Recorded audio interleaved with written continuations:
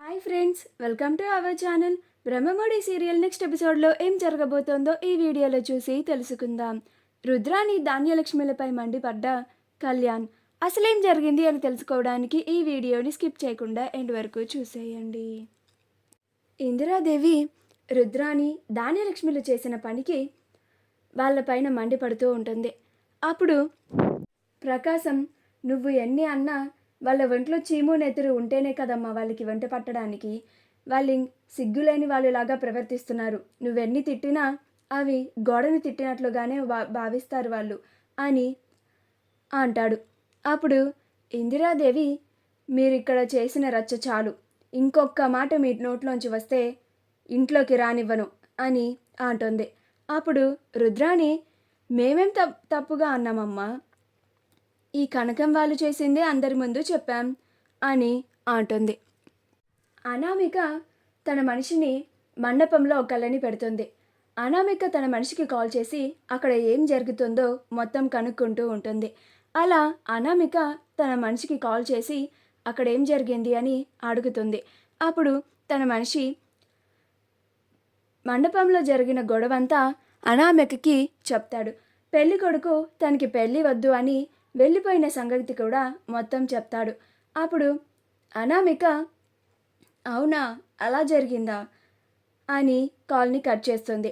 కాల్ని కట్ చేసిన తర్వాత అప్పు ముందు, నేను నిన్ను కిడ్నాప్ చేసినందుకు పెళ్లి మండపంలో చాలా పెద్ద కురుక్షేత్రమే జరిగిందంట. నేను అనుకున్నట్లుగా జరిగింది. నాకు ఇప్పుడు చాలా సంతోషంగా ఉంది. నేనేదైతే అవ్వాలి, మీ కుటుంబం పరువు పోవాలి, మీ అమ్మా నాన్నలు ఇద్దరు తల దించుకొని ఉండాలి అని ఎలాగైతే అనుకున్నానో సరిగ్గా అలానే జరిగింది.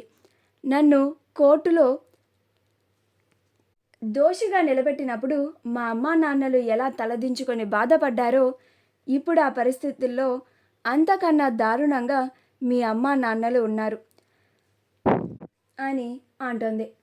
ఆ పెళ్లి కొడుకు, ఇన్ని పుకార్లు వస్తున్న అమ్మాయి మీద నేను పెళ్లి చేసుకున్నా కానీ పెళ్ళైన తర్వాత కూడా ఇంకా చాలా పుకార్లు వస్తూనే ఉంటాయి.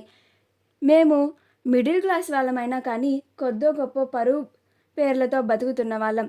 ఇలాంటి అమ్మాయిని మా ఇంటి కోడలుగా చేసుకుంటే మాకున్న పరువు కూడా పోతుంది అని వాళ్ళ అమ్మ వాళ్ళ అబ్బాయిని తీసుకొని అక్కడి నుంచి వెళ్ళిపోయిందంట అని మొత్తం అప్పుకి చెప్తుంది.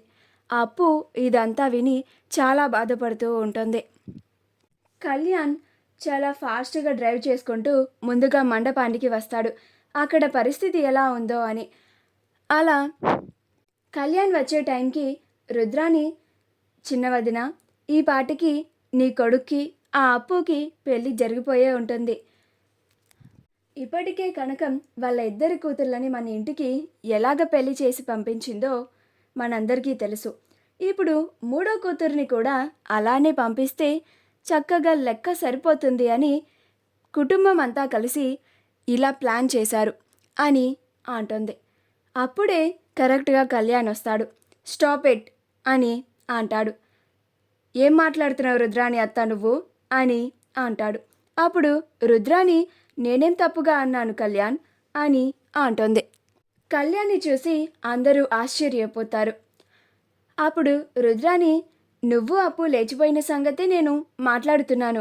అవును, నువ్వొక్కడివే వచ్చావేంటి, అప్పు ఏది అని కళ్యాణ్ వెనకాల చూస్తూ ఉంటుంది.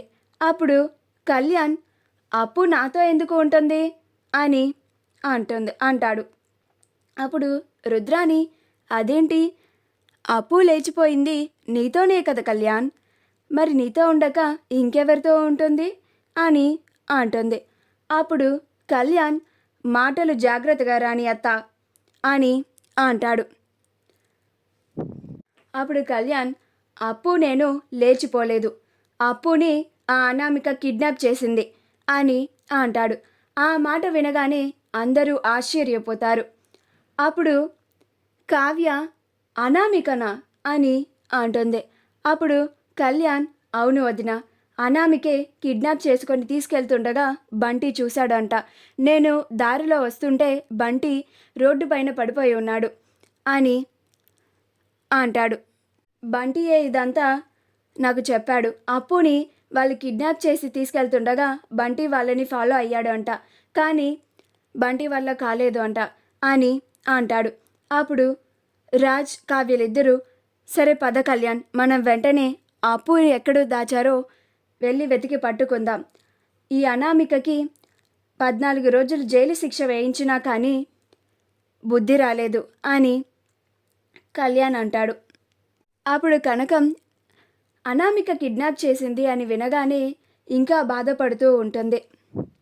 కావ్య, రాజ్, కళ్యాణ్లు ముగ్గురు అప్పుని ఎక్కడ దాచారో వెతకడానికి వెళ్ళిపోతారు. వాళ్ళు వెళ్ళిన తరువాత ప్రకాశం, విన్నావా ధాన్యం, ఓ మందార నువ్వు కూడా విను, అప్పు కళ్యాణ్తో లేచిపోయింది అని అన్నారు కదా.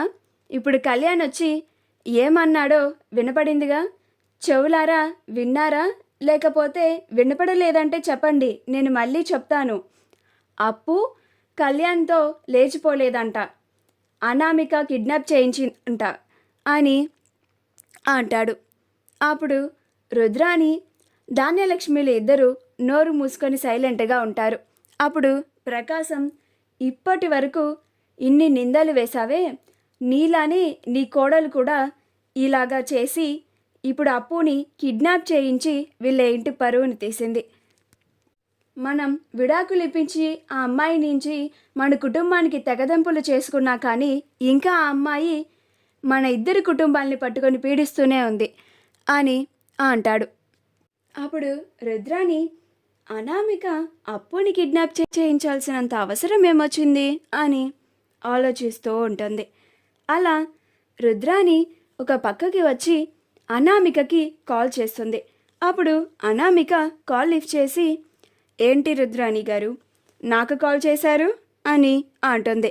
అప్పుడు రుద్రాని, అప్పుని కిడ్నాప్ చేయించావంట నిజమేనా అని అంటుంది. అప్పుడు అనామిక, అవును చేయించాను నిజమే అని అంటుంది. అప్పుడు రుద్రాని, ఇప్పుడు అప్పుని కిడ్నాప్ చేయించాల్సినంత అవసరం నీకేం వచ్చింది అని అంటుంది.